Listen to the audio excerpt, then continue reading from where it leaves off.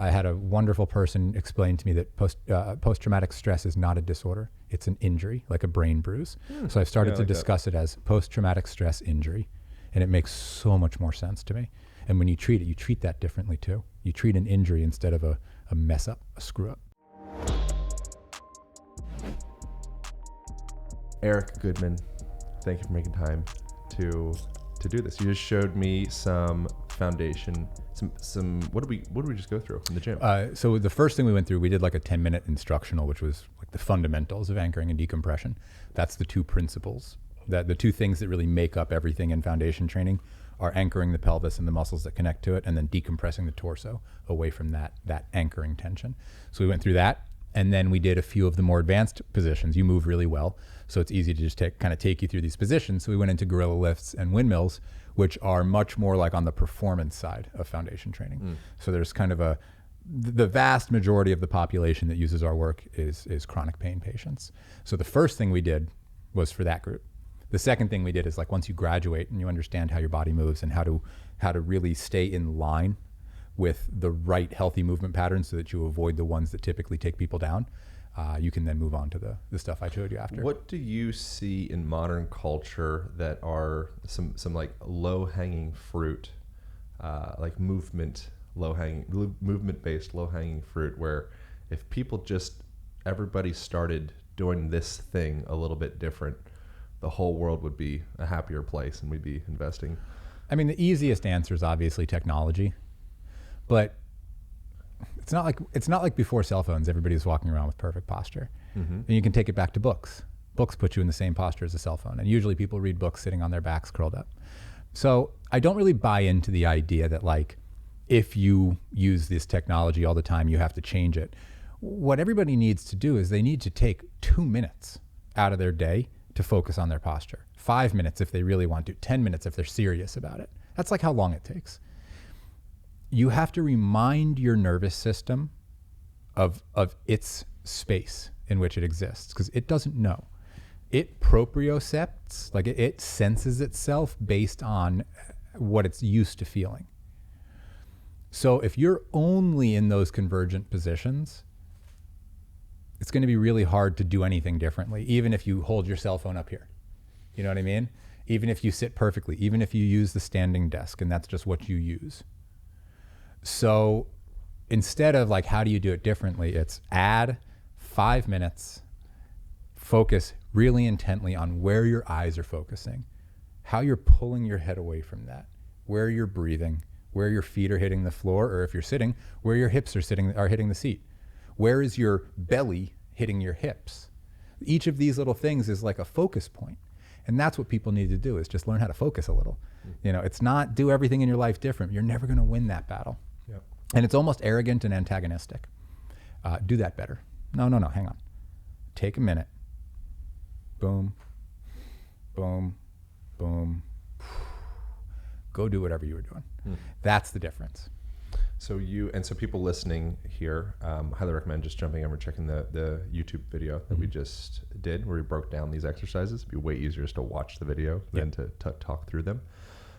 But something that came up that's an interesting differentiation that I'd be curious to unpack more is, I was suggesting or asking is, could this position that you're teaching with the founder be something that would relate into, say, like strength training exercises, or squatting, for example, or like a back squat? And your response is no. And I'd love to differentiate the two positions. And yeah, I would just love to hear more about that. Sure. So what I teach is very specific. It's obnoxiously specific, and it's something I've been working on these very deliberate postures for 13 years now. So foundation training is a body weight protocol. And it's how to use your body weight and your muscle chains to kind of pull yourself apart and then recenter yourself. The language I use is, we're retraining your axial skeleton, the spine, the rib cage, the head. We're retraining that towards expansion so that it can actually disperse your weight better. Now, when you're adding external resistance, you're adding axial load. So you're putting a weight on you, you're holding a kettlebell. That changes the load radically, to the point that decompression breathing is a great setup before the exercise, But if you use decompression breathing, that elongation focused posture, instead of a forceful, compressed, healthy, braced posture, you're not moving the weight the right way. We can set you up to have really long, limber, strong muscles and a spine that communicates beautifully with them.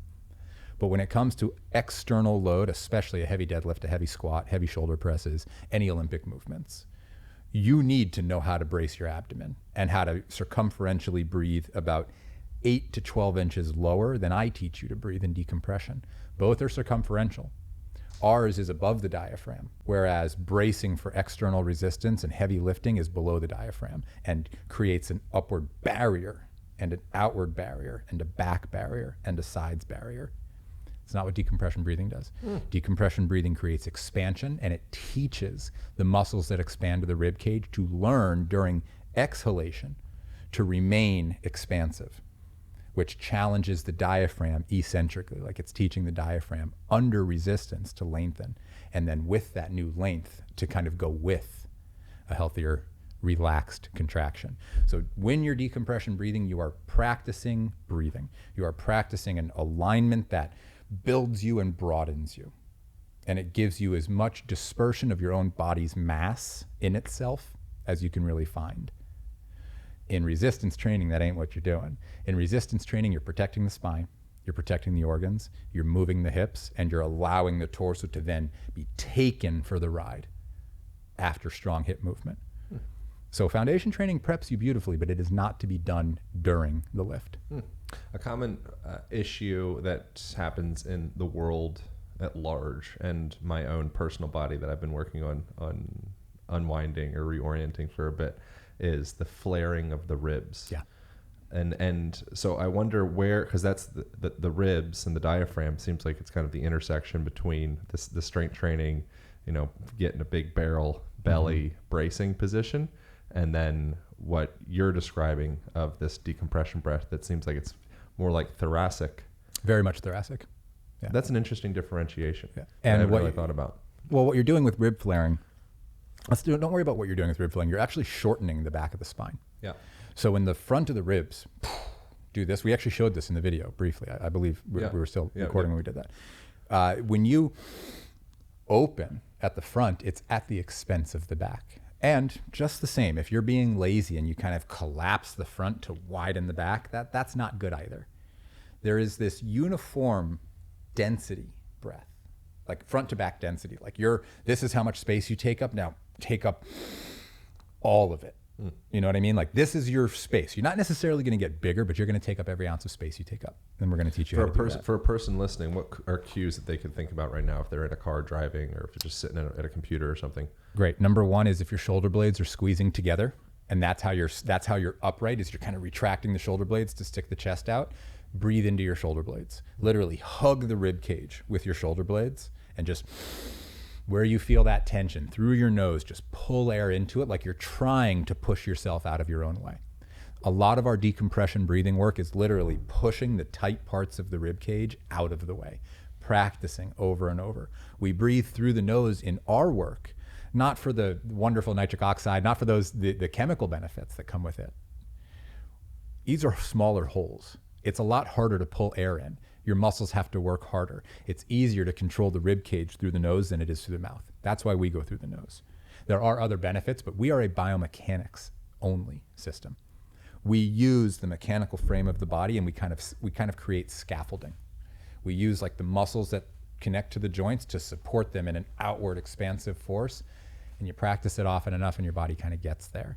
So even if you're training, if you're a weightlifter, we work with tons of weightlifters. My main guy, Jesse, who teaches this better than anybody, is one of the strongest people I know. The guy has perfect form in his lifts. Foundation training supplements, but you certainly can't use our work alone if you're trying to get super strong. Would there be a way to introduce some of the concepts from like decompression breathing and things of the sort into, as opposed to being a thing that you do, something that seamlessly integrates into your day, or does it have to be like an add-on? No, after you've been doing, it's a skill. Just like dancing is a skill. And you'd look a little weird. Some people do it, but if you just started breaking out in dance everywhere, might look a little awkward, but if you know really good dancers, there's a slight more rhythm and flow in every movement they do. So it's present always. It's like an ongoing cultivation of length. It's an accessory to everything you do, but it's not the focus. It's the focus while you're learning. For 2 to 3 weeks, decompression breathing is awkward and weird, and it's tiring. My ribs are a little sore back here. You know, my serratus are a little tight. Those are the typical discussions about it. But then all of a sudden it kind of kicks in and you start naturally moving. And I don't want people walking around like this all day. That's not what we're looking for. We're using that resurrective type physical breath that we teach so that when you're not paying attention to it, the initiation, that's it. The initiation of breath expands just enough to keep that perpetuating muscular strength occurring. Because breathing is one of the most metabolically active things we can do. If we do it well, it keeps us very powerful. It keeps us very reactive and very strong. If we breathe poorly, it lends us to kind of the typical compensations of the shoulders drooping, the curvature of the neck kind of straightening out, the jaw tightening. Usually people snore more often if they have crummy posture. Each of these things is like a physical manifestation turned kind of chemical and visceral. Yeah. Something that's a common trend, just staying on the breathing track for a bit, then we can switch gears, but the difference between horizontal breathing, just to use other people's terms, compared to vertical breathing, which I imagine you're familiar with that concept. If you're not, are you familiar with this kind of idea?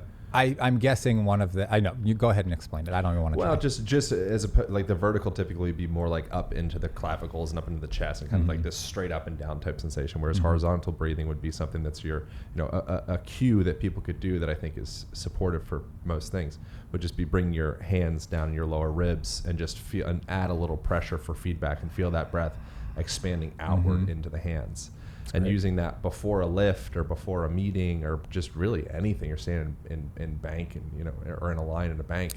Anything that gets you to focus on not just, so it's very easy to, okay, I'm going to time my breath for 3, in 4, out 4, pause for 4 in between each exhale and inhale. The box breathings and different things like that.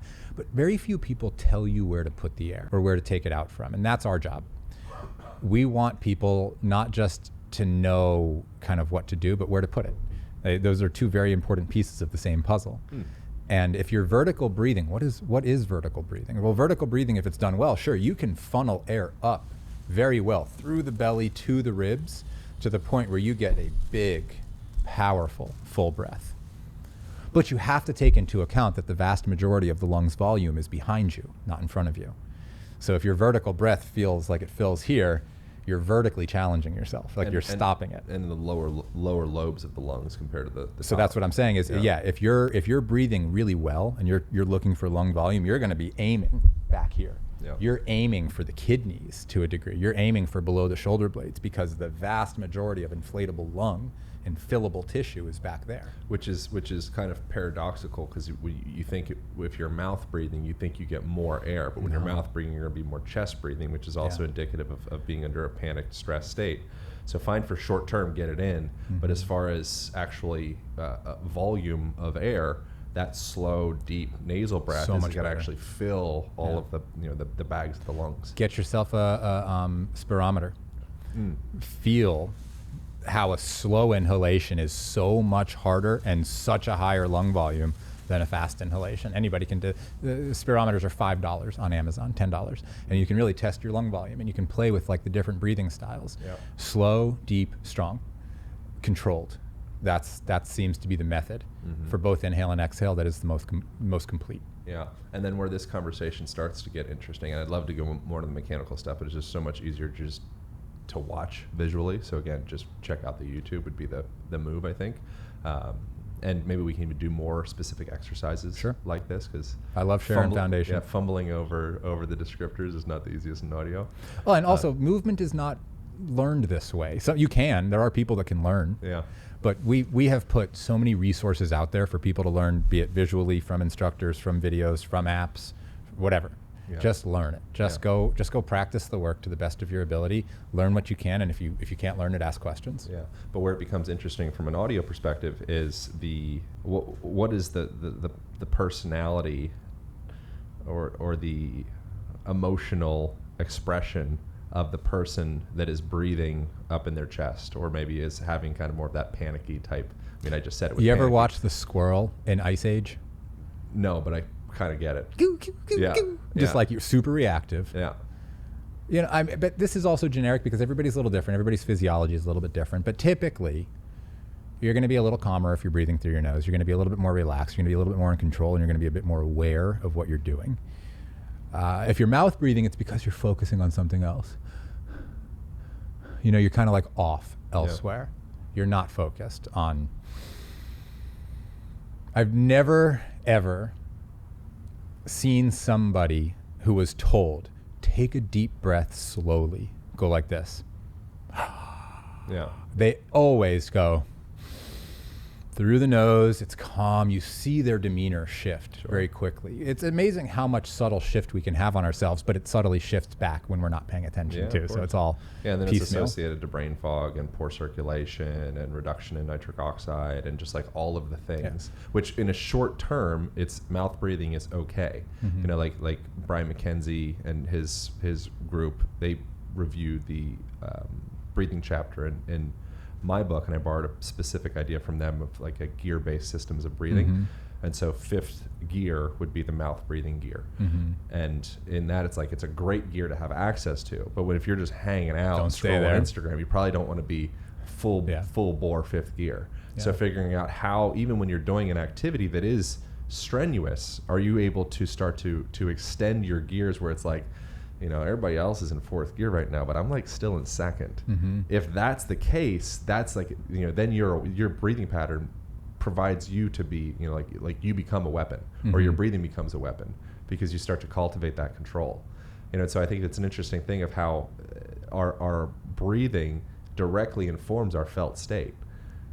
Yes, and vice versa. And so I wonder to kind of strip that back further, I wonder where that lends itself to the conversation around pain. I know that I've heard you mentioning John Sarno, and mm-hmm. I mean I'm enamored by his work as well. And you know, TMJ, or is it TMJ, tension myositis syndrome? TMS. So TMS, yeah. As opposed to temporomandibular syndrome. But so within that, how do you think there's a bridge between the way that we breathe and the way that we feel, not just a mental, emotional level, but also a sensation of like pain in the body? Of course. Lamaze with pregnant women, that's the first sign. You can control a lot through breathing, and there are limitations and there are skills. You know, breathing well is a skill. Using breathing to control stress and all that, that's a skill. And I mean, speak with Hickson Gracie. His entire life is based around controlling stress with breathing and acceptance and getting through it. And he's a master. You speak to a pregnant woman, and you've been working with him, right? Yeah. Successfully, man. Yeah. What a guy. I feel very fortunate for that relationship. Both Jesse. So Jesse, when I mention him, is Jesse Solis, who is, you can't speak about foundation training at this stage without speaking about Jesse. He's had a gigantic impact. And he and I together have been working with Hickson and a number of other jiu-jitsu practitioners as that grows. Our work is growing through the jiu-jitsu world. Like, it's kind of cool. Enough so that I'm learning jiu-jitsu. Great. I've been given the opportunity to learn with some high-level people, and I'm taking it full on, and I'm really enjoying learning, breathing differently, mm-hmm. learning how to control myself totally differently. But breathing is control. Like, it's not the only control, but it's a control. It's one that's widely available to us that is so minimally used by people, it's ridiculous. Yeah, Adesanya was the UFC fighter, has attributed a lot of his success and kind of like a conversion into another level of training into practicing specific breathing practices. I would imagine it's probably a lot of like this stuff, not necessarily foundation per se, but probably maybe postural restoration stuff, maybe foundation stuff, maybe, you know, a lot of. It's probably not foundation stuff or postural restoration stuff. It's probably more on the yogic performance style. It's probably more on like the spiritual there's side. Only so like what I value about the conversations in like the movement sphere is there's it's immediately testable. You know, and if you think you came up with something new on how to be in the body, you're probably wrong, living in your own little confused tunnel. Like being effective in the body, like the greatest weightlifting records ever have shifted by like a couple of pounds over decades. Like it's like people have been in their body for a long time. Yeah, innovation and recognize what I do for a living. Like I'm among the innovative people in the movement field, and I'm very grateful to be there, but none of us is innovating all that much. We're finding access points for people that answer questions. Nobody's creating anything anymore. You're developing, or you know what you're creating is protocols. You're creating entry points. You're saying, this is where they gotta get, how do we get them there?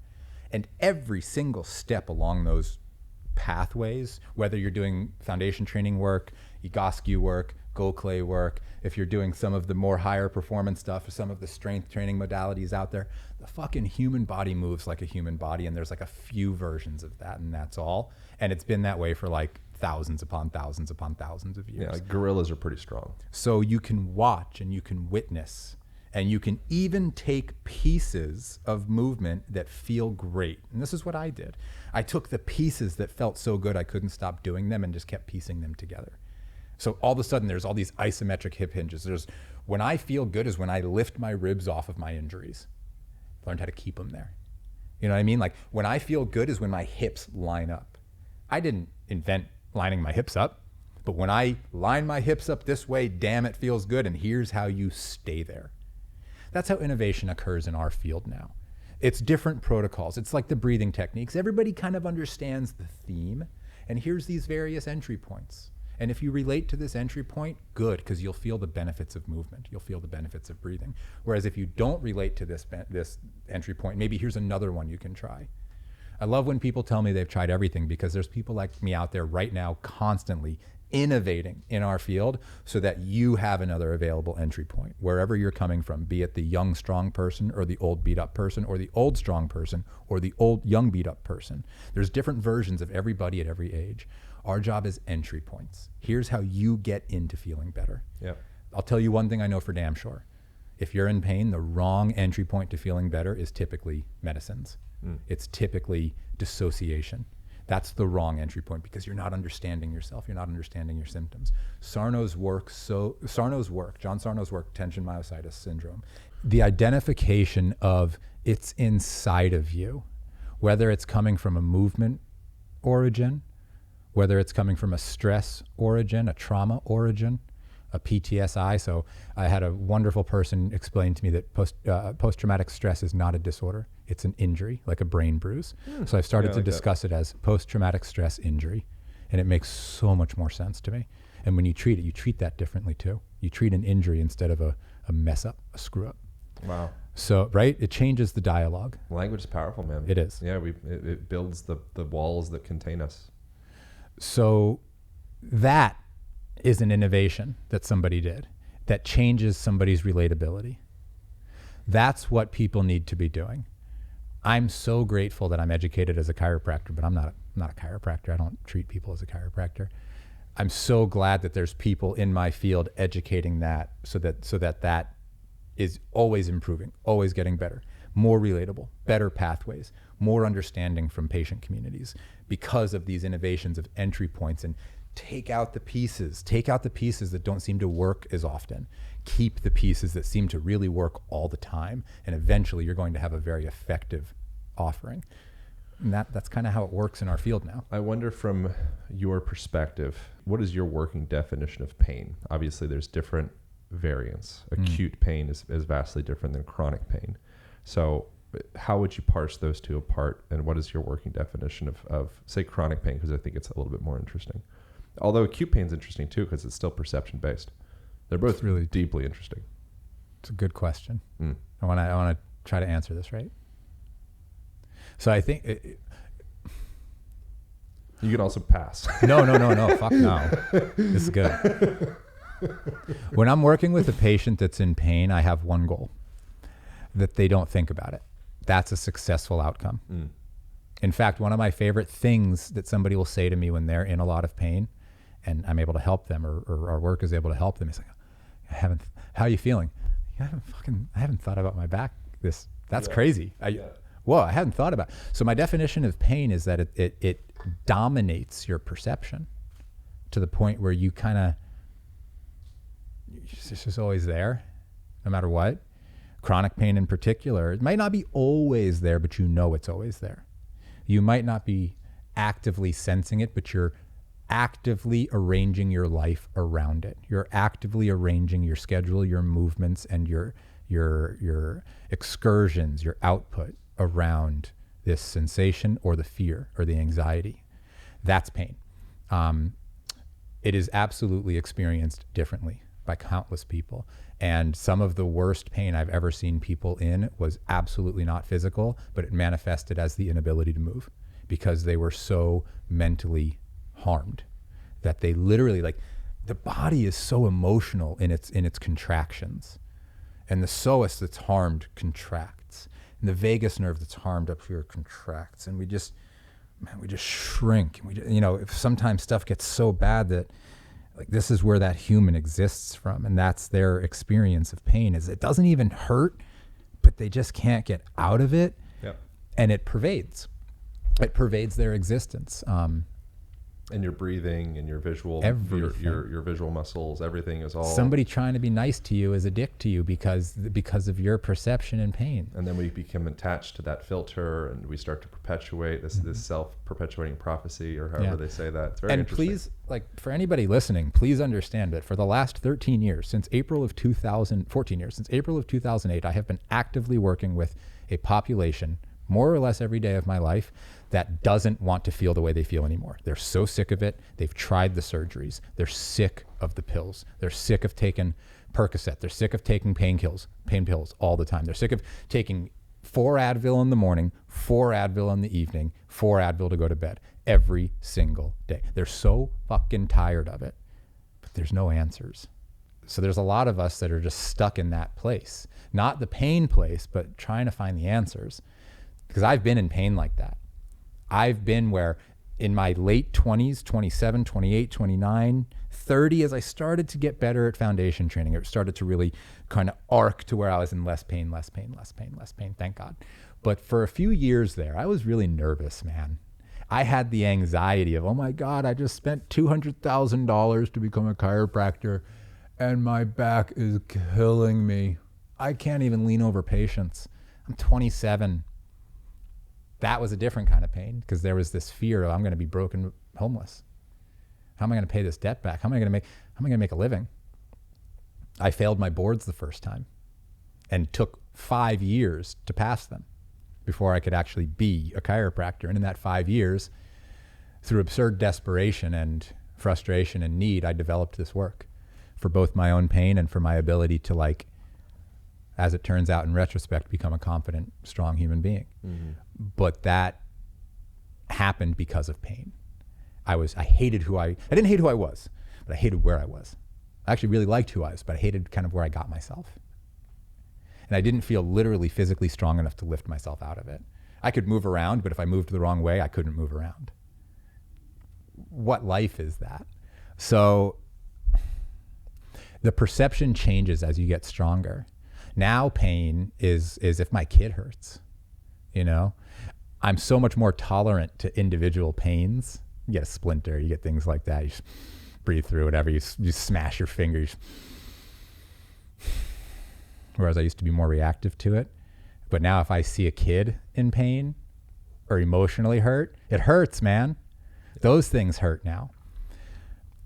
I've been really lucky to work with chronic pain patients, and a lot of them are much older than me, and some of them have been in pain in their lives, be it back pain, hip pain, knee pain, or jaw pain, or mental pain, or chronic headaches, or frozen shoulders that haven't moved, or a foot that hasn't dorsiflexed in 35 years because of drop foot syndrome and sciatic nerve lesions and different things like that. These are the patients. They get laminectomies at 4 and 5 levels, and then their spine stops moving, and they need to keep moving. They have ankylosing spondylitis that has progressed 8 to 10 to 15 to 20 years. And thank God their hip joints still work because their spines are fixed. They cannot move. So these are the people I get to try to drag their asses right out of pain.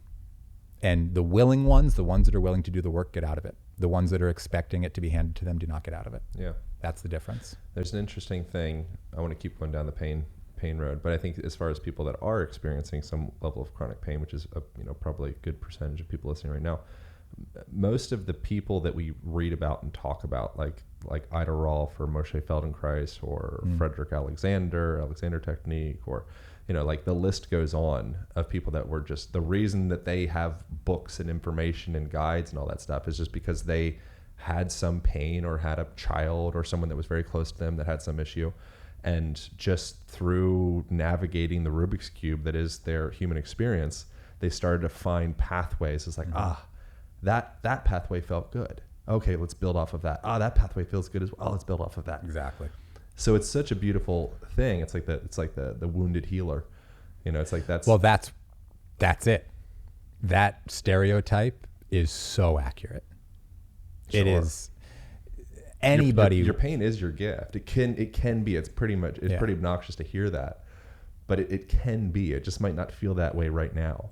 I don't know, man. I haven't met that many people that the humbling that chronic problems gave them wasn't just a real blessing for them. Mm-hmm. It slowed them down in certain cases. It took them out of some pretty gnarly situations in certain places. For me, my personal experience is it gifted me a life.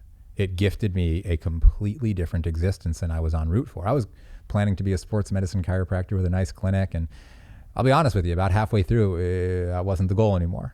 I just didn't seem to, I don't know if this is what I want to do. Like, there's no strength here, man. I'm not just going to adjust people my whole life. And I'm a diehard fan of chiropractic, but I'm also a diehard fan of it needing an active component in order to remain helpful and useful. Yeah. So I think people that can surrender to their pain, not like it's going to be this way, but this is where I'm at and I'm going to get out of here, but this is me right now. And I got to work with this only to get out of this. That's a pretty wild challenge. Yeah. And those that take it become the ones you're talking about. Yeah, there's I don't know, lots of spiritual people have said various iterations of be with what is. And that's something that's been supportive for me in moments where I'm maybe having I've had anxiety attacks before, the sensations of panic, or maybe like anxiety was the big thing. It's like, oh wow, like the Aaron is having a breakdown. Like I don't know what's happening with I right now, but the Aaron is having a fucking breakdown.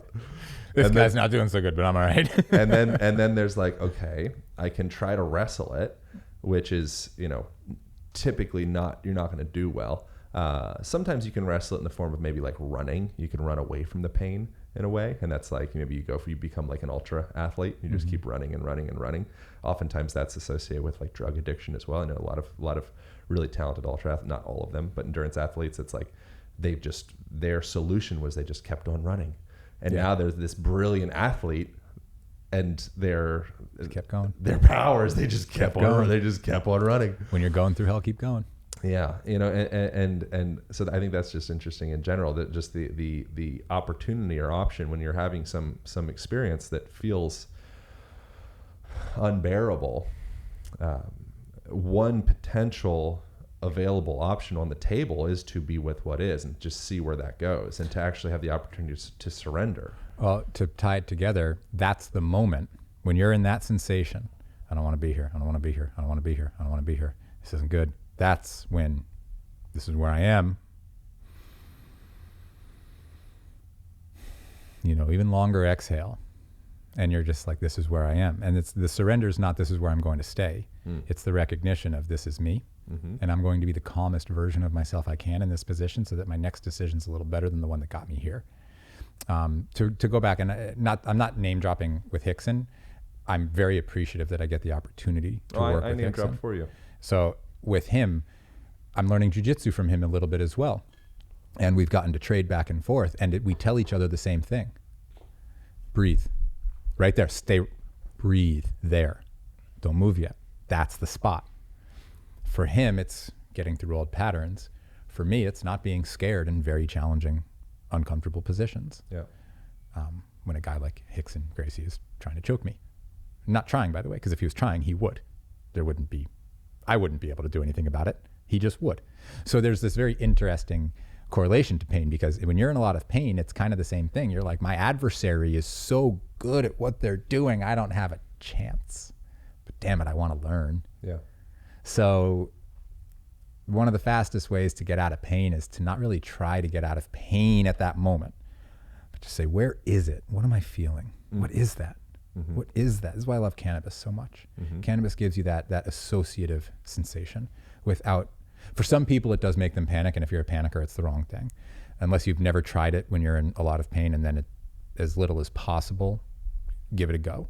Or if you are courageous enough to be willing with the panic and be with what is, there could be part of it too, could man. be answers through that. There's different brain Not that types. I'm recommending anybody goes in their own little cannabis-induced panic attack, but there's different brain types, and it's good for some and it's not good for others. And that's just the basic truth on cannabis and on herb and on most substances for that matter. It's good for some, it's not good for others. Sure. That being said, as you're adapting to these different things, as you can adapt to pain in good and bad ways. You can adapt to pain in the sense that it limits everything around you. Or you can adapt to pain in that you learn how to do the things around you with as little limitation as possible, knowing that there are certain limitations that must be adhered to. And then as you get really good at adhering to those, you start kind of busting through those very often too. If you're a pretty active person, if your pain is not some blunt force fracture, but it's like a chronic pattern you've been inadvertently following for many, many years, you usually can get out of those. So what is tension myositis? Is it tensional myositis? TMS, the John Sarno. I believe it's tension myositis syndrome. Yeah. And the idea is that post-trauma in your nervous system. So not tissue trauma, not I got beat up and it still hurts, not my back hurts because I have a herniated disc, not the outside of my knee hurts because my iliotibial band is a little bit off track. More, I don't really want to tell anybody about this stuff. I'm going to hold it in. What stuff? That's what I'm saying. I don't want to tell, like, that's what tension myositis is. Oh, it's not me personally. I was like, there's no Secretly Live podcast, Eric. No, I don't.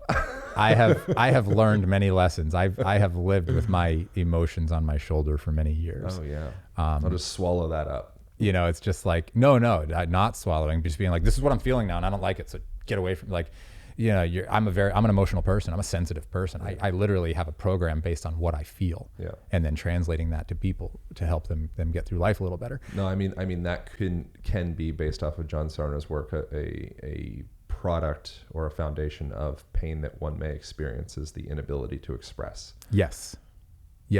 The fear to express, not feeling safe, feeling like you need to chronically be bracing, on guard, on also defense. Many people are not honest with themselves on who they are, to them, not even outwardly, to them. And they might not even have the resources or tools or capacity to be completely honest with themselves in that moment.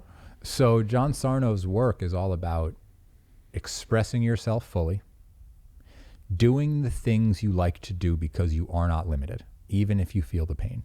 That's a biggie on him. Get through it. Do it anyways. You are not limited. You can do that. He's like, you know, Joe Dispenza? John Sarno is like if Joe Dispenza was a Columbia-trained medical doctor instead of a chiropractor. He'd probably speak a language closer to what John Sarno spoke. Mm-hmm. But they are very similar in their drive towards what you perceive is true, by the way. What you believe is true, by the way. Yep. They're believers in that, and what you can do to change it is yours also. Yep. I really believe that if John Sarno was still alive, I would have absolutely made the pilgrimage. If I understood how much I respect his work now, when I first learned about it about 12 years ago or so, I would have like made the pilgrimage just to go like learn from him a little bit. It sucks when guys like that die and you didn't get to connect with him. He had a great career. I had that. I was around Ram Dass when I lived in Hawaii, and I was like 20 or so, 19, and I had many opportunities to hang out with Ram Dass, and I didn't because I didn't have the eyes for how just incredible an opportunity that was. And I had a friend called Kedar. I don't think he listens to this, but he's like a Hare Krishna guy, and they would go and have these like, I don't know, workshops, talks, discourses with Ram Dass. And he's like, hey, you want to go hang out with Ram Dass? And I'm like, Ram who? Like, no, I'm not. I'm going to go train jiu-jitsu and surf and like not into that. And then he dies. And I'm like, oh. And now just recently Louis Simmons died. I'm like, God damn dang it. Yeah.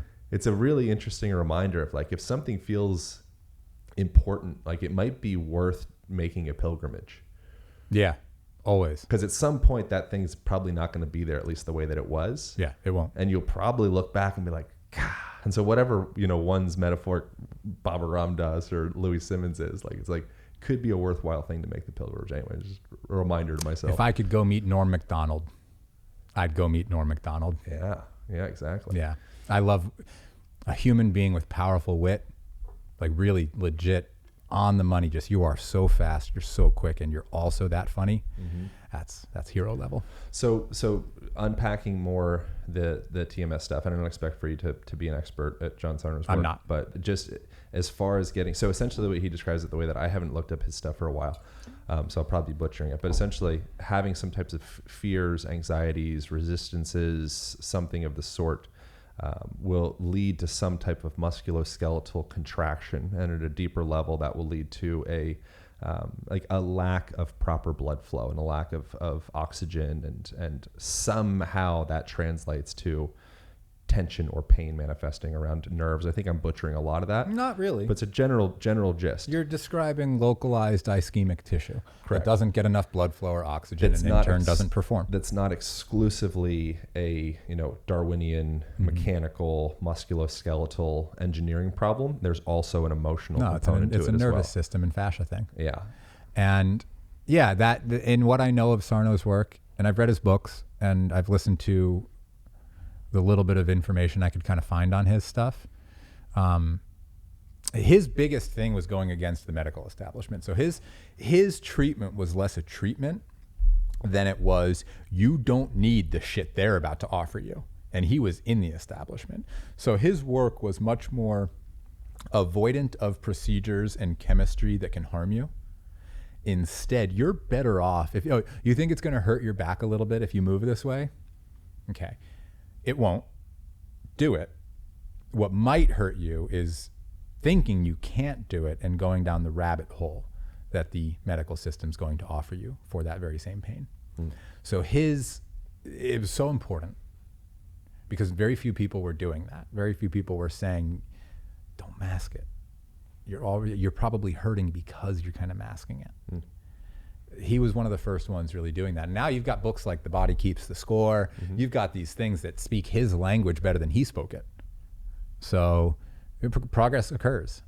And he was a very important piece of the allopathic system, the medical system, understanding that the body's more powerful than we give it credit for. And he has endless amounts of anecdotal examples of individuals who, by reading a book, were able to, I don't know if overcome is the correct word, come into relationship, be less controlled by of. Yeah, this chronic pain that's been just innate to their existence for 20 years, 10 years, whatever. Absolutely life-changing work. Based off of reading a book and coming into a new relationship with this experience that they've deemed to be this unavoidable pain. Mm-hmm. It's just so interesting to be able to come in. That you mentioned something that's consistent with Vipassana meditation, which is like Vipassana is a style of meditation. The popular version, like introductory, and people go and they sit for 10 days and you get up really early and you meditate for an hour and then you take a little walk, meditate for an hour. You should do that all day long. Mm-hmm. And in that time, something that I did one of those, and in that time I was talking with one of the guys in between sits, and you're not actually supposed to be talking, so it wasn't in between. It was at the very end. We break the noble silence, and one of the things that he mentioned, because he was like real good at meditating, like real good. I was like, bro. Like we'd be done with an hour sit, and he'd be up in the front, like fully astute, upright position, and just like still in it for 20 minutes afterwards. Like I'm like, oh, like ready to get out and go get some sunshine. He's just like going deeper, and I'm like, what is going on? And so I asked him about it, and he described it as when he would be experiencing some sensation of pain, his experience of pain, which is true in that moment. His tool would be to go in and become very curious about the pain and intentionally be visualizing it and attempting to gain a greater relationship with it. Like, does the pain have a color? Does it have a shape? Does it have a texture? Does it have a sound?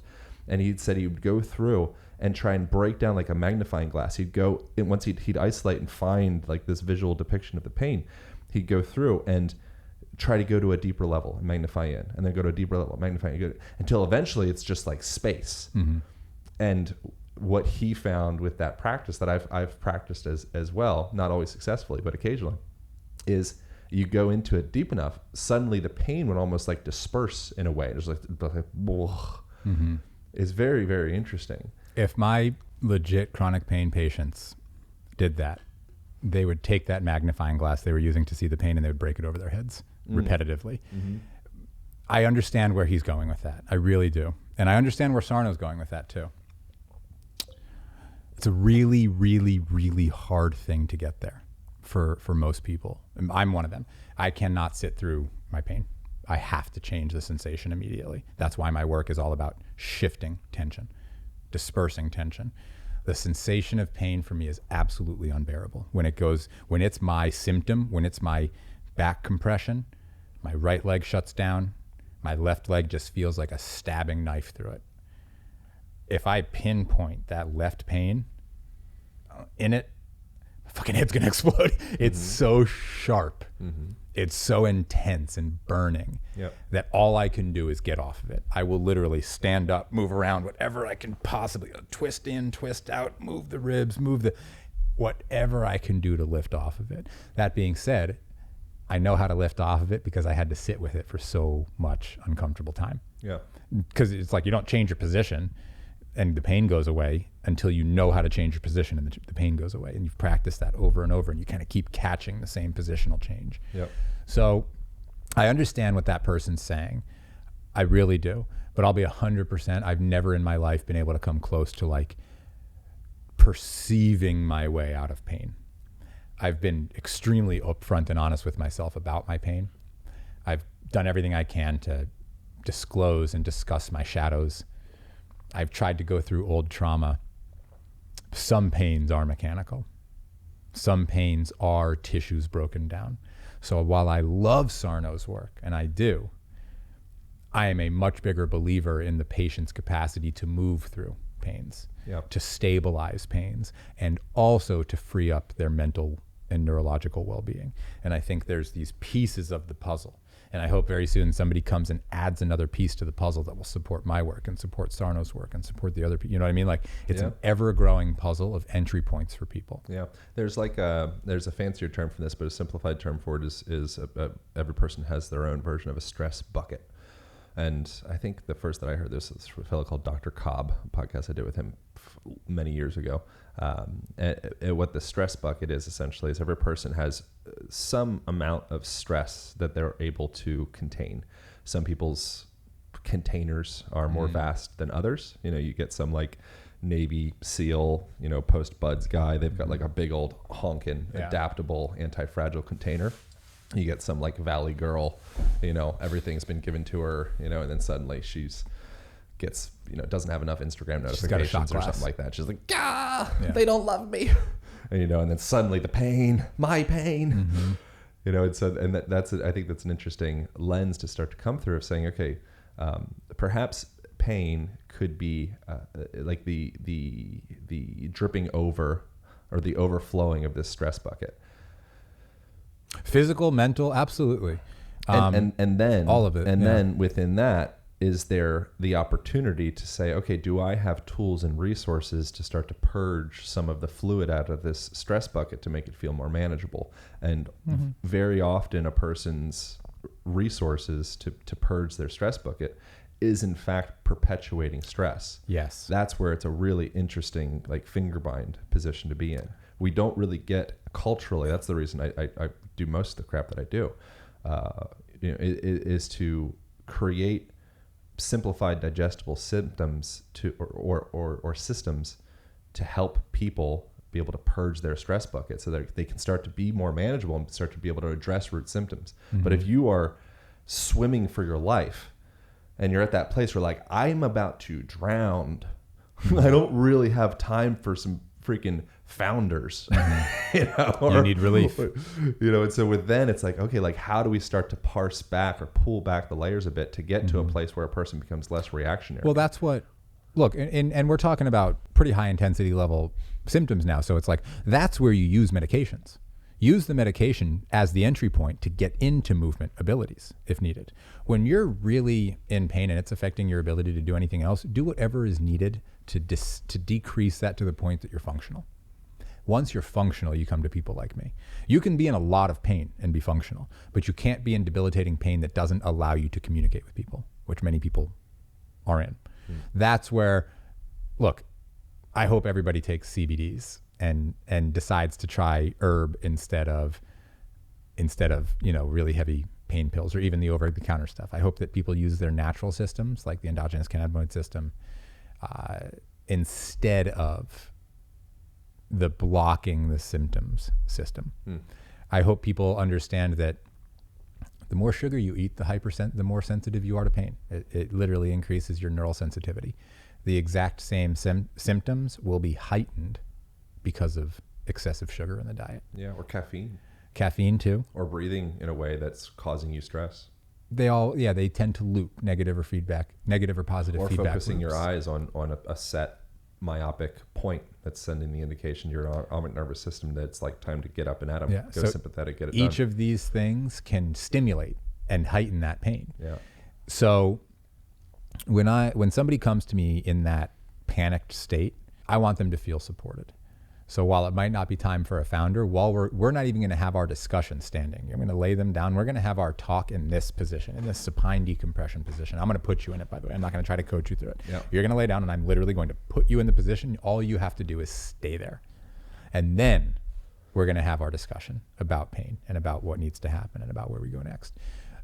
Support is key in every level of relationship. From you and your symptoms to you and your siblings, to you and your spouse, to you and your friends, to you and your coworkers, like communication and clear, open communication, just like in the nervous system, just like muscle to bone, just like nervous system to brain to sensation, or sensation to nervous system to brain. Each of those needs clear, open communication, and each little hindrance, each little hiccup affects the way that transmission is sent. And if you speed it up with sugars, with caffeines, with things like that, they're not bad. You're just going to feel them more. Your perception is subtly heightened in the sensation of pain. Goes away. You know what I mean? Like it's just perception. It's not that your pain is worse. It's not that your injury is worse. It's not that. It's the sensation of it is being heightened by the nervous system, by the gray matter. It's just what it's doing for whatever reason. Yep. There's a great book called Sugar Crush, which goes through that really nicely and presents a very molecular breakdown of chronic pain symptoms. And they did a good job with it. So if people want to read a pretty short but pretty cool take, it's called Sugar Crush. Yeah. It's neat. And that really helped me broaden my understanding of chronic pain, was the nutritive and kind of energy side of it, not like hippy dippy energy, like glucose equals pain sometimes in certain people, it just heightens it for whatever reason. So what would if you had like your top 3 tips to start to down regulate the nervous system, you could say, or maybe start to, is there somebody at the door? No, I just saw somebody walk through, but you're good. A squirrel. There's a squirrel out there. Hopefully they're breathing calmly and serenely. Would you have like top 3 or 2 or some like standout points? I have 3. Perfect. Number 1 is if you are not sweating, you have to sweat. You have to sweat. And if you're not using saunas, you got to use saunas. If you're a chronic pain patient, I don't care what your age is. I don't care what else you do. I get some people like infrared. I have my own opinion. My opinion is I love traditional saunas. Well, don't you like Benadryl? It's not that I don't like infrared. It's that I don't believe it's the same as traditional heat, and I don't think the benefits are quite as strong. That being said, there are benefits to infrared. People do get them, especially people with environmental toxins and things like that, and illnesses or thyroid problems. That's a biggie. Those people tend to get a lot of benefit from infrared. For my personal use, for my family's use, for my patients' use, I recommend traditional dry sauna. that number that has been made famous of like 186 for 25 minutes, but really it's hot enough to really change your body's ability to maintain its core temperature, to the point that it stresses it after about 20 to 25 minutes, to the point that you got to get out because your body's having a hard time maintaining and lowering its core temperature. And in order to do that, it is sweating so pervasively that you're like, I got to drink like a gallon of water. This is crazy. That output, that lymphatic pump that occurs through the sauna, the exocrine, get it out of you, the excretion pump, and then filtering in fresh water is so key for chronic pain. It's ridiculous. It is absolutely number one recommendation for people that are really suffering. Cool. Make sure you drink enough water. Number two, there are a dozen or more valuable postural protocols for pain. Foundation training is one of them. Foundation training accessorizes the others, but it's not a standalone. There are wonderful Egoscue, Go Clay. There are Breathing for Warriors from Belissa, Breathing for Stress from Brian, the XPT protocol from Gabby and Laird. There's so many good people. So there's I'm so grateful for the world. And that's like literally, I think I just identified Southern California pretty much. Like that's it, you know? Most all of them have been on the podcast, by the way. Yeah, so it's a small net. So that's in our little network, dude. Yeah. The world is fucking gigantic, and there are so many people with so many tools to help people. If the one you're doing ain't helping you, keep staying extremely curious for the next one. And that curiosity is another one of the things that people have to get out of pain. So far I've told you, you need sauna therapy, and you need to not think that you know what the fuck you're doing. You need to be open-minded about your pain, and you need to believe that people have felt what you're feeling before and have really tried to find pathways out of it that don't depend on other doctors doing it for you. And you got to really do your research as to the movement practices that help plantar fasciitis, that help frozen shoulder, that help TMJ, that help migraines, that help digestive issues, that help heart palpitations, that help angina, that help plantar fasciitis. Any symptom you have plus movement or natural modality is going to have case studies of people that have been helped by X, Y, or Z thing. Just do your research. Look. At the same time, I'm not anti-surgery, and I very often will send back pain patients that simply cannot get better for hip replacement surgery. That's usually the surgery that is the most successful for chronic pain patients. Yep. But that's last course, and then even if you do that, you got to really resurrect your posture and your movement patterns to keep it strong. Both Gabby Reese and Kelly Starrett have gone through that. Pretty sure it's Gabby okay. did, right? Gabby did? Pretty sure she did. Most athletes that use their bodies intensely, that's a very viable option for them. You know, and their success outcomes are huge. So you have these options that don't involve blocking the sensation of pain. That's my biggie. Feel the pain. Feel it. Understand it. And then get the hell away from it with movement, with breath, with all these other modalities we're talking about, with sauna usage, with proper hydration, with making sure the other fundamentals are key of health are there in your life, and that's not what the pain is indicating. And then the last one is I'm a gigantic fan of stimulating your natural endogenous cannabinoid system. If you're a vertebrate, if you have a spine, you have an endogenous cannabinoid system. If you're listening to this, you're human. It means you got a really good one. Yours is really advanced. It can be stimulated by a myriad of different things. THC works very well. CBD works very well. Compound broad spectrum hemp oils and things like that work very well. There's different citrus fruits and different things that can stimulate it mildly. There's different peppers that can stimulate it mildly. Exercise stimulates it very well. Hormesis, the process of stretching yourself a little bit so that when you're stressed a lot, you react better. That process is the use of the endogenous cannabinoid system. It's the adaptation that system provides. So if you're a chronic pain person trying to change your patterns, cannabis is the world's greatest adaptogen. It's better than mushrooms. It's better than ashwagandha. It's better than anything. It has its own system within us. It's named after it. That system, plus an active lifestyle, plus nutrients, plus awareness, plus breath pattern work, will adapt you quickly away from pain, and it will be more pleasant than if you try to do it with opiates, if you try to do it with Advil, if you try to do it with Tylenol. It will make you feel what you're feeling more, but it will make it a more pleasant feeling as you're going through it.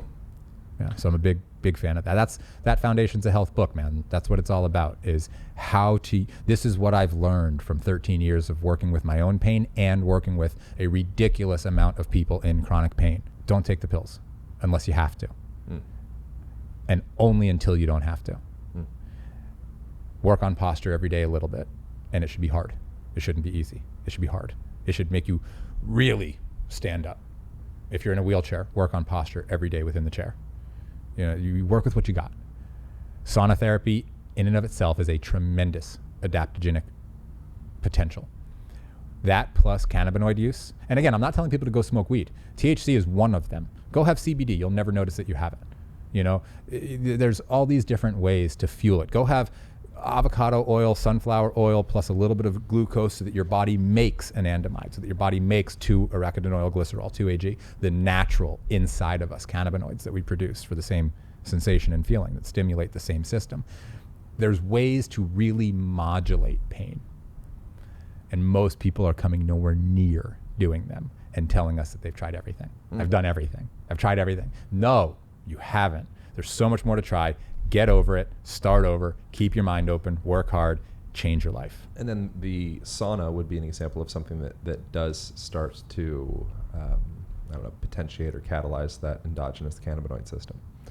Stress. Just doing hard things. Stress. Yeah. It's that simple. Stress is good and bad. Too much of it's bad. A little bit of it's good.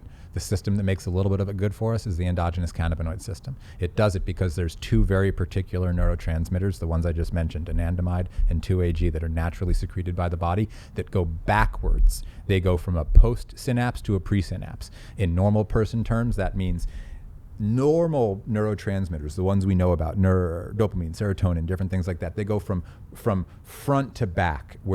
There's something called a synaptic cleft that creates the impulse, that creates the reaction, that allows the potentiation of a neurotransmitter to potentiate a reaction. There's only 2 that move the other way, that go from the back end of the synapse to the front end of the synapse, like a cleanup crew trying to figure out what the hell just went on. And they happen to be the 2 endogenous cannabinoids that we have in our body, anandamide and 2-AG. And they're made up by simple fat and simple sugar, the 2 most common things the human being eats.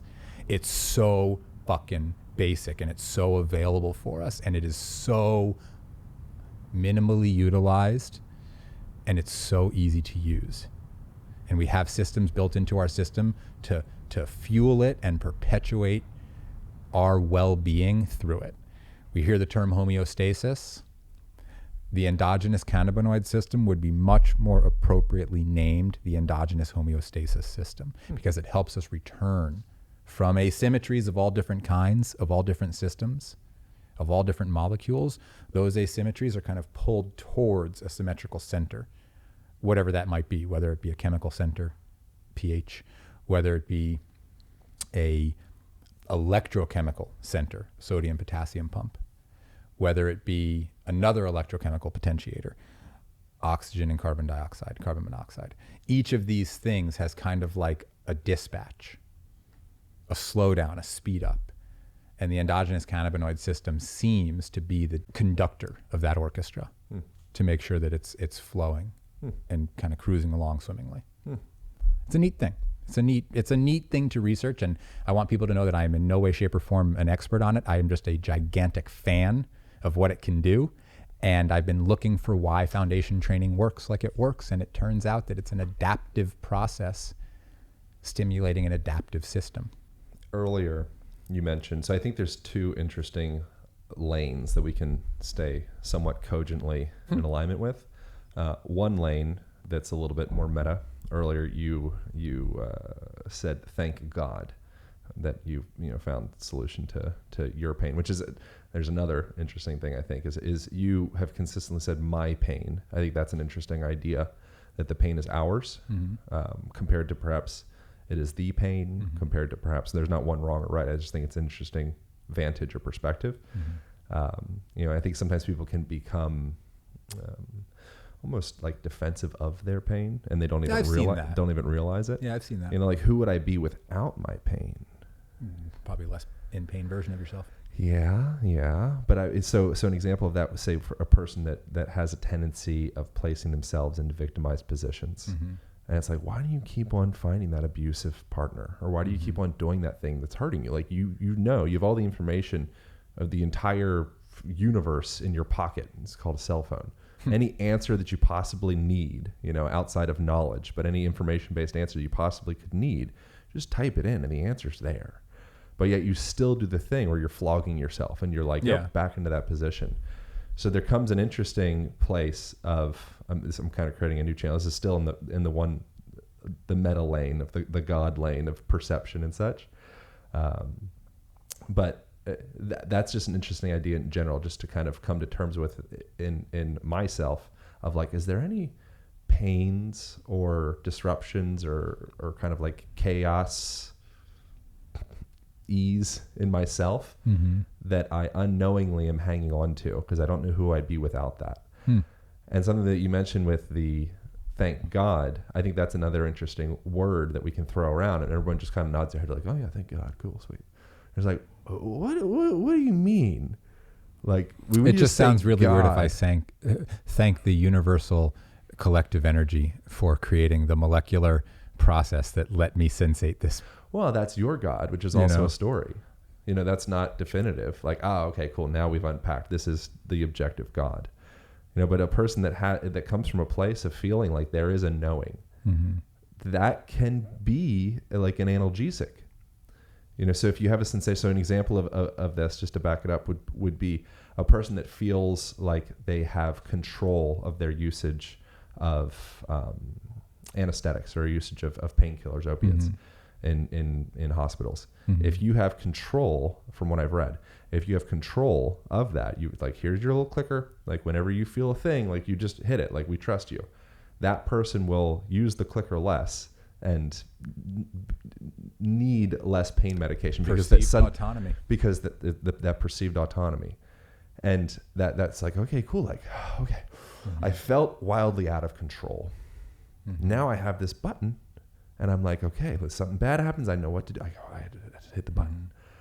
Suddenly it's like, I don't really need the button so much. But when I didn't have the button, then I'm like, I need the button. Yeah, I don't know. That's like it's a human experience that I think we all share in one way or another with certain things. Is feel, that's comfort. You're basically a metaphor for comfort. Which could be, but I don't know enough. God for some people. I don't know enough, and I don't feel one way or the other intensively enough. Like in mechanics and health, I have my lane. I know where I sit. I know what I believe. I know what makes sense and I know what doesn't make sense. It's convenient because you can see it. You can measure it. You can measure leverage. Cool. It didn't blow your back out. You deadlifted, 95 more pounds. Sure. Like that seemed like that worked. In the esoteric, in the God talk and all that, I would consider myself an observer. I'm watching and I'm not trying to figure it out. I just genuinely feel lucky to be here and to be feeling these things and watching these things through these weird senses. And I'm not trying to figure it out. I'm trying to make the best of it as I go and to feel the least pain and to experience the most strength and pleasure. Not pleasure, but like satisfaction, I think is probably the better term. And I find that when I try to explain why, I just get lost. I just get lost. I don't know why. I don't feel like an over intensive desire to know why, almost like we're not allowed to. We're not supposed to.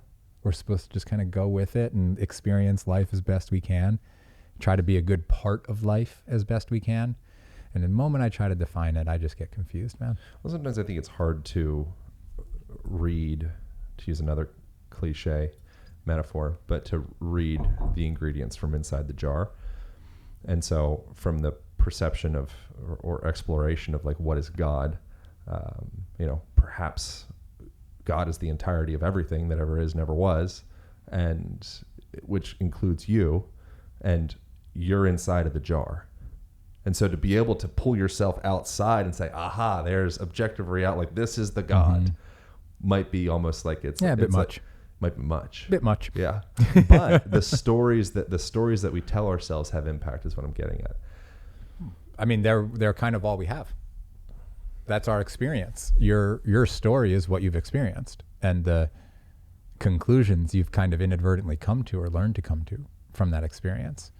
That's why it's so easy to get out of pain, because it's a different story that you have to tell yourself on repeat until it becomes your story. And it's not like you're telling yourself in your brain, you're showing yourself, you're experiencing it until it becomes your experience. It's getting out of a bad relationship into a good relationship, or just out of a bad relationship into a good relationship with yourself. It's just a new pattern. It's the same kind of thing. A new friendship is a new pattern. Like everything is like a pattern and a relationship and a communication, just like the synapse from the nerve to the muscle to the, like everything is a communication. And the more hindrance, or sometimes in my opinion, hindrance can be trying to figure it out.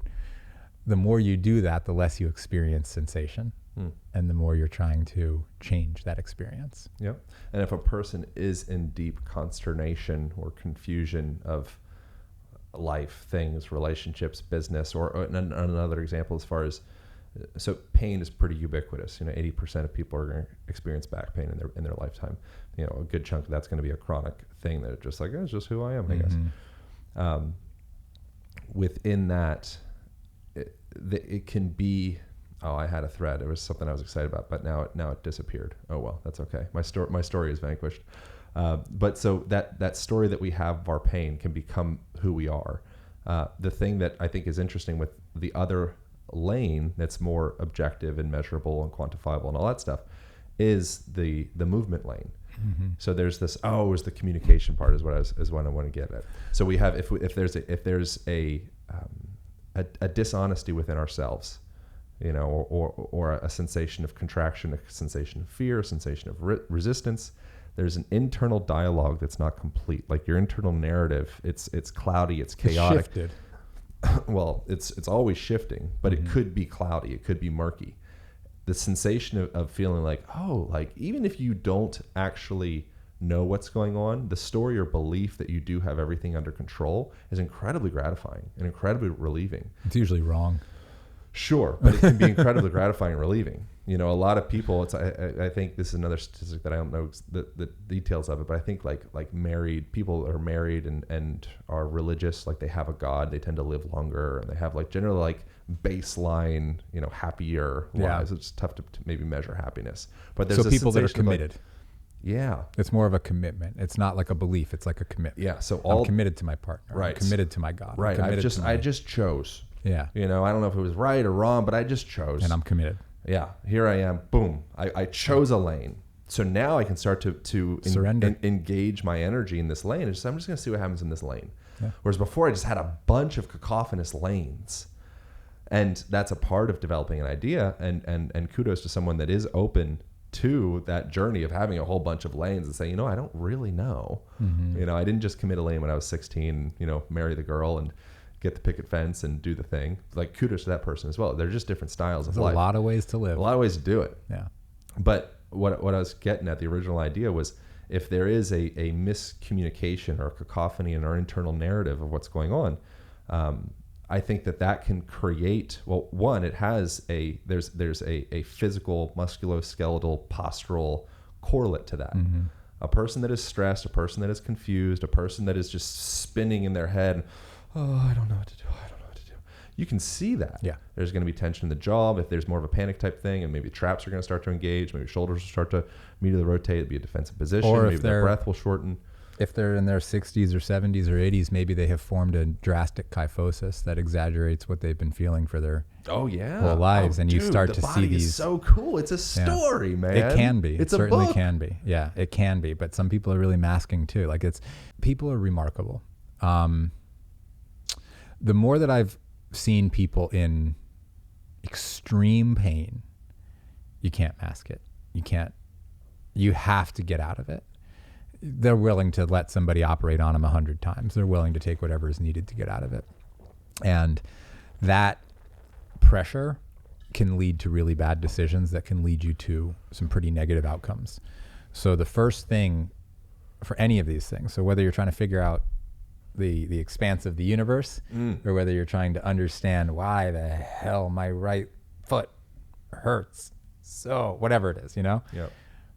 If you can get to it from a place of acceptance and calmness.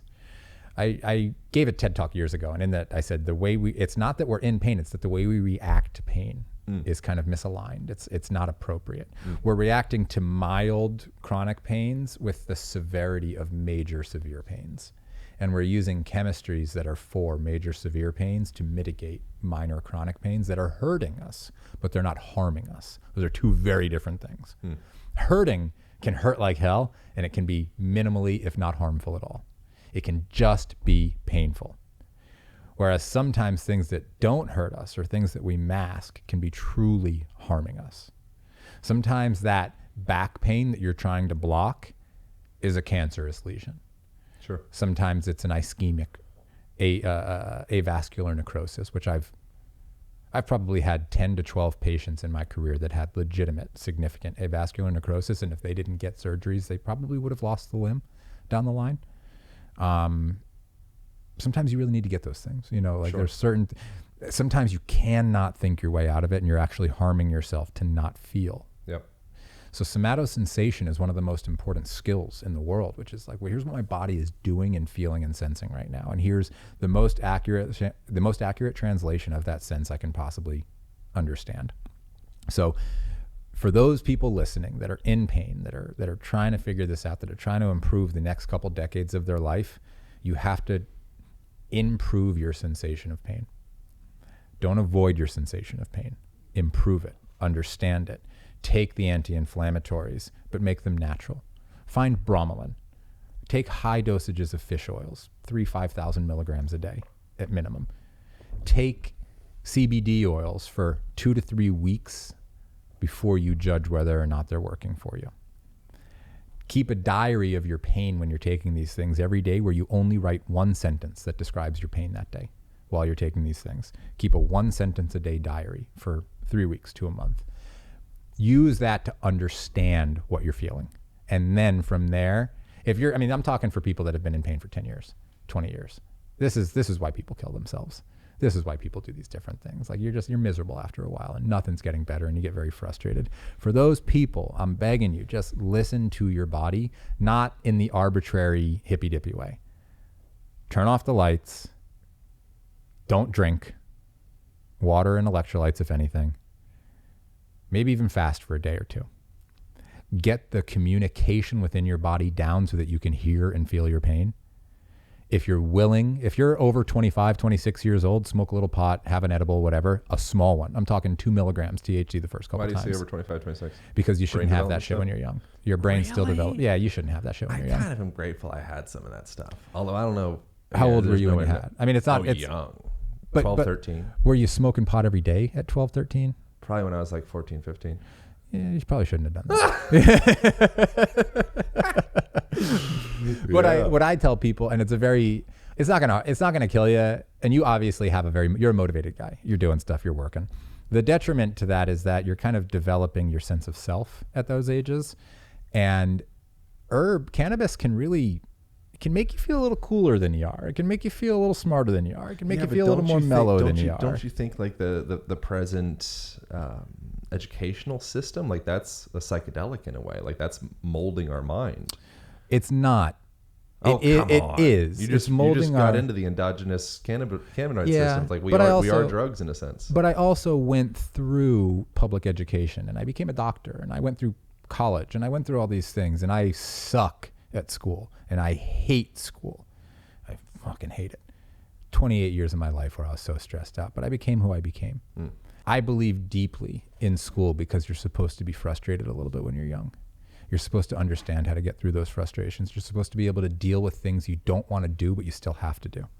You're supposed to understand things that are just for the fucking sake of understanding them to help you understand culture and to help you relate to other people that understand those same pieces of culture.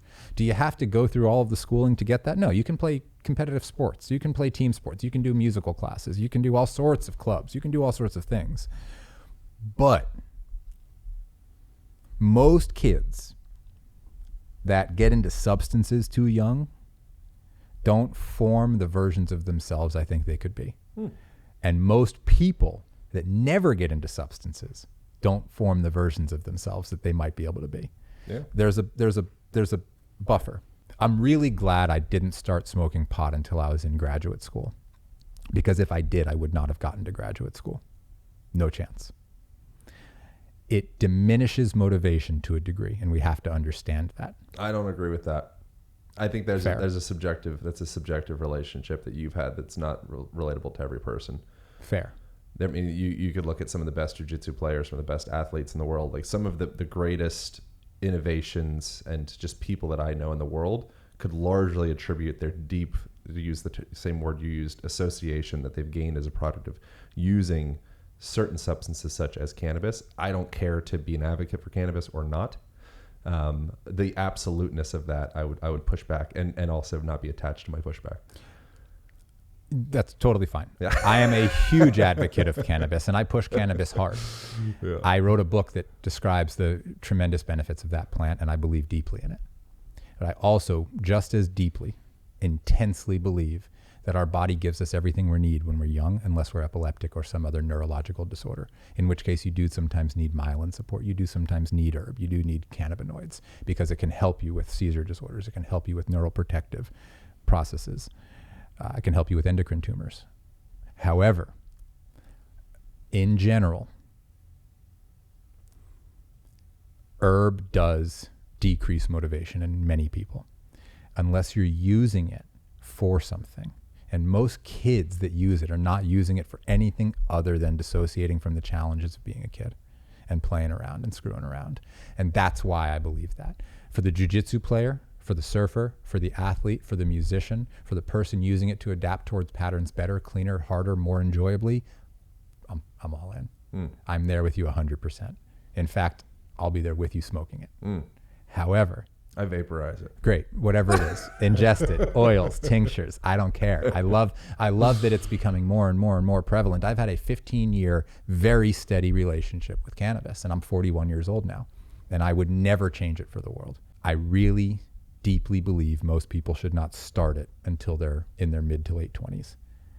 I very deeply believe everybody should have tried it, especially if they have symptoms of different kinds by the time they're in their 40s. You ask me my questions on alcohol, I don't think anybody should drink all that often. It's crazy. You ask me my questions on stimulants, I don't really like stimulants very much. It's not for me. Yeah. You ask me questions on psychedelics, man. I love the idea of microdosing mushrooms a little bit, but I am not for chemistry. I'm not a chemical person. To me, plants like cannabis and mushrooms are incredibly powerful offerings from the world. That's where I would part, and I think you would probably even part from that, because I think you are very much from chemistry. By you waking up, you're for chemistry. By you getting sunlight exposed to your eyes, you're for chemistry. By you breathing in certain ways, not you're for man-made chemistry that's made in a lab to mimic. Yeah, but the ones that you just suggest aren't man-made. You're walking out for a field with your bros, and suddenly you find a cow patty, and you're like, "Oh, what would happen if we ate that?" That's like stoned ape theory, which isn't necessarily accurate. And Terence McKenna says a lot of wild things, but the idea that the synaptic potentiation, neuroplasticity that manifests as a product of using these alkaloids could lead to innovations in our thoughts and perspectives, and maybe take us from a place where we thought the whole entire world was collapsing on us and against us, and suddenly realize, like, oh no, like, maybe there's more to that. I'm all for those plants and those things. What I'm saying when I say chemistry is LSD, is ketamine, is... It gets tricky. It's things that I don't feel are... And look, I'm wrong a lot of the time, by the way. Me too. Like... The only thing I should really have any opinion on in my life is biomechanics, because it's what I truly live in and exist in that thought process. And it's the only place that I have any real sound knowledge. But in this, I just feel like my personal experience, this is N1, this is my personal experience. The time that I tried LSD, I thought to myself, I have a very foreign substance in my body right now. Yeah. I'm not into this. Yeah. This doesn't feel natural. This doesn't feel right. I don't feel like I'm going to get some performance enhancement mentally, physically, anything from this. I feel like I'm going to get through this for the next fucking 12 hours and then I'm never going to do this again.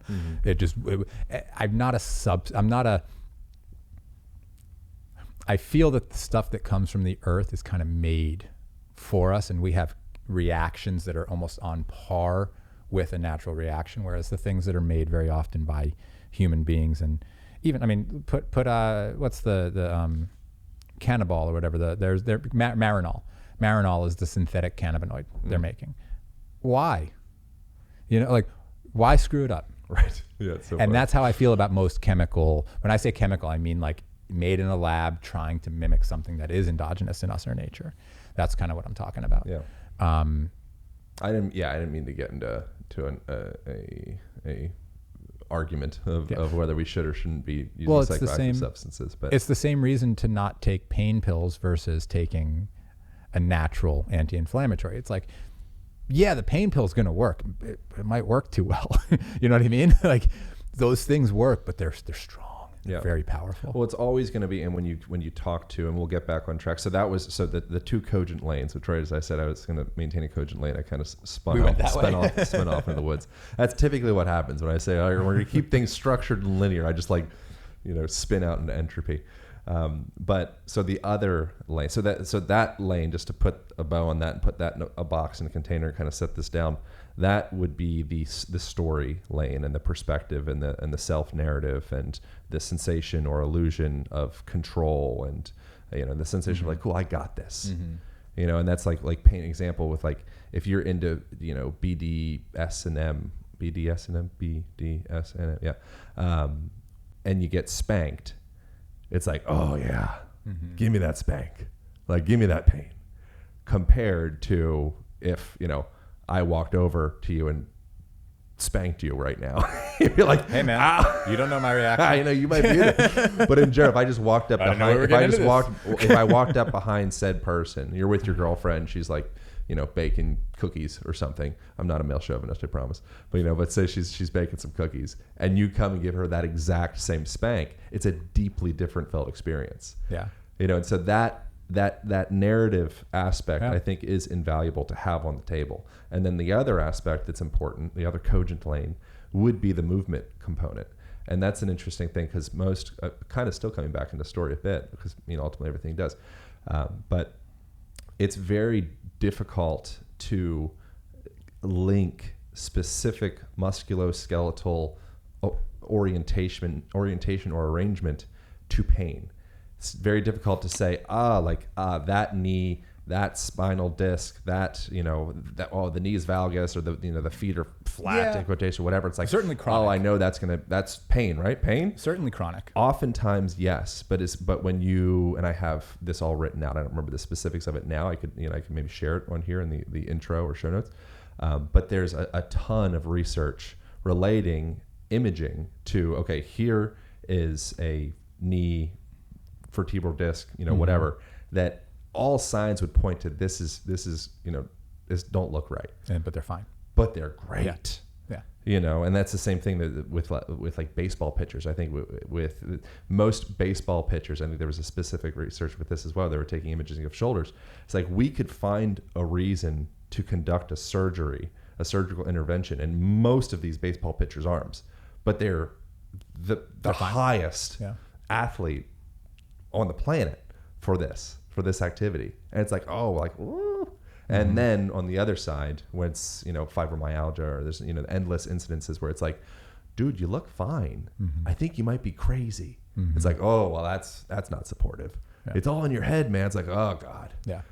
So it's very interesting to be able to pinpoint, like pain is just a very slippery subject that I think is really interesting. But you just need options. But the thing that is interesting and is consistent is movement across the board seems to help. There's the greatest statement in medical literature, basically, is the idea that mechanoreception, movement, blocks nociception. Yeah, gate theory. Yeah. Movement blocks the sensation of movement, the energy it requires, the glycogen from the brain, the perceived sensation that the nervous system takes up through the spine from the point of pain to the brain is not as strong as the outgoing down the spinal column, through the brain, through the spinal cord, through the nerve roots, to the appendages, through the core, through stabilization. That the amount of pieces of the puzzle that have to be lined up for any movement to occur is greater than the amount of glycogen it requires for a pain message to get to the brain at the same time. So mechanoreception, movement, genuinely competes with the messaging of pain. Yeah. Good movement works even better. Yeah. Well, so then good movement, it's like this might not be a necessary analogy, but the idea that if you're building a house, every brick matters, and that's the basis of the the book that I did and most things is like, how do we make it so that your whole day, you at least have the resources to understand how to lay bricks. Yeah. And be aware that every moment throughout the day truly is an opportunity. And you are always moving. Even if you're completely dead still, you are moving. Still breathing. Still breathing. Your cells, your blood, like, electricity, like, wow. Like you might be moving more than ever. If you put a microphone in there, you'd be surprised how loud it was. Yeah, or like a chess player. Yeah. They're just sitting there stoic, but they're burning thousands of calories. Mm-hmm. It's like they are moving. Well, brain tissue burns fat, which burns a lot faster than it burns glycogen, but it burns fat, and it's like a very caloric heavy process to think clearly, especially strategically, especially in flow. So thinking well and properly is a very energetic demand. Movement works. It will not always work, and it will not work forever unless you practice it. You know what I mean? Like, you can't move once and then you're out of pain. While you're moving, you can very likely get yourself out of pain. And the more you practice that process, the better you're going to get at it, the faster it's going to happen, the longer it's going to last you. Mm. Yep. But it's a skill. You got to learn that skill. Everybody's got to learn that skill. I don't care how old you are. You have to know how to get yourself feeling a little better. So you laid out a few beautiful examples to get a person from reactionary, they're panicking, trying to keep themselves from drowning level of stress that could induce all sorts of sensations, even, beyond. Maybe you have repressed pain that's even worse than somebody's experiencing pain. That's something that me working. So a major aspect of my background is manual therapy and Rolfing and visceral manipulation and cranial sacral and different forms of like hands-on manual therapy. And in that, when someone would come in and suggest that they just feel like fine, like their wife, really wanted to see me or something. And they're like, oh, like everything's pretty fine. I'm like, pretty good. And I'm like, okay, like, cool. I love that for you. I'm so glad. Oftentimes that person actually would be in like the most dire straits because they're just so disconnected. So they had all these signals, it's kind of, again, it comes back to relationship, and everything comes back to relationship and communication, including your relationships and your communication. Yeah. And so there could be many a signal that has been expressing for, some amount of time. And it just got the indication that like, you're not going to address this. I'll just stuff this down. Or it's going to start rising up a little higher. Yeah. And then maybe I'll come back in 10 years, 20 years, whatever. Yeah. And be something that like, oh, it's like, now you have to address this. Now and you're major. So far behind the 8 ball that it's like, now we need intervention. Yeah, now it's really major. It's very interesting. I don't really have a question with that. No, it's an observation that's very accurate. And that's what you're describing as the human experience, where you don't really know what's going to get you. And the best thing you can do is just try to do things that make you feel well and try to stay as healthy as you can, with the understanding that you're doing your best. Nobody's perfect. Nobody's going to get there. All of us are going to die at some point. And your goal is to understand yourself, control yourself, and maintain yourself as well as you're able to through that process. And in such a way that it doesn't really harm the people around you. And actually, if you're really nailing it, it helps the people around you. Yeah. That's really scoring. So you're capable of doing it. In my own personal life, I do it through pain management. I do it through eating in a way that helps my mood instead of hurts my mood. When I'm feeling stressed out, I don't let the stress dominate me. And if I have to go take a toke, I'm going to take a toke, because I'd rather not have stress dominate me and make good decisions than have stress dominate me and not make good decisions. And that's been a very ongoing thing in my life, especially the past, decade and a half, that has allowed me to not only get out of pain, but to teach people how to approach pain from a friendly place. Yeah. And to create palliative positions so that instead of trying to coach them through the pain, I can put them in a position of stability and allow them to feel stable, and then make the decisions, and then understand what's happening, and then make the next choices and the next movements. Yeah. And that's really what it's all about, is understanding that each of us is unstable in myriad ways, from mental to physical, and finding as many stability features that are naturally available to us to pull in, so that no matter how far off we get, we have a return course. We have the steps that are needed, physical, mental, whatever. We understand that this ain't the first time somebody's been off. People have really put a lot of effort into understanding how to return to center. Yeah. Maybe I should start paying attention to what some other people have done. Yeah. There was. We'll finish up on a final question that's in relation to the previous one of how do we get ourselves, back into a non-reactionary state.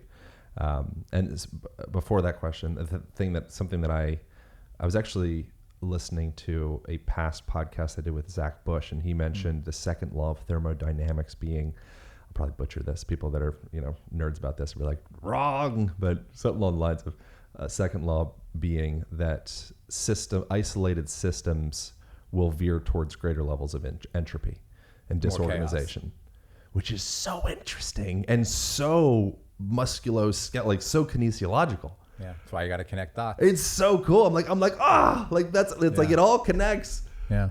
And so that's an interesting thing when you have some aspect of yourself that's disconnected from the whole, which is going to go further.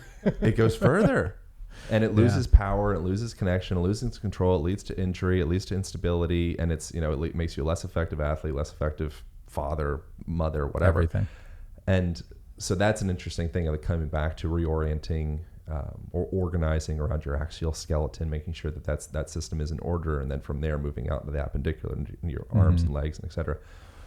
So I thought that was interesting. But then the question would be, do you have perhaps like 3 top movement-based tips for people to start to address, maybe not even necessarily pain per se, but just like low-hanging fruit? It would be wise for people to start to change these postural patterns of their lives. Hope you guys have dug this conversation. If you would like to hear Dr. Eric's response to this question, you can jump over to alignpodcast.com/community. It is absolutely free to join. It is a place where we can communicate with each other and also share content that we are not sharing anywhere else. So jump over to alignpodcast.com/community to learn more.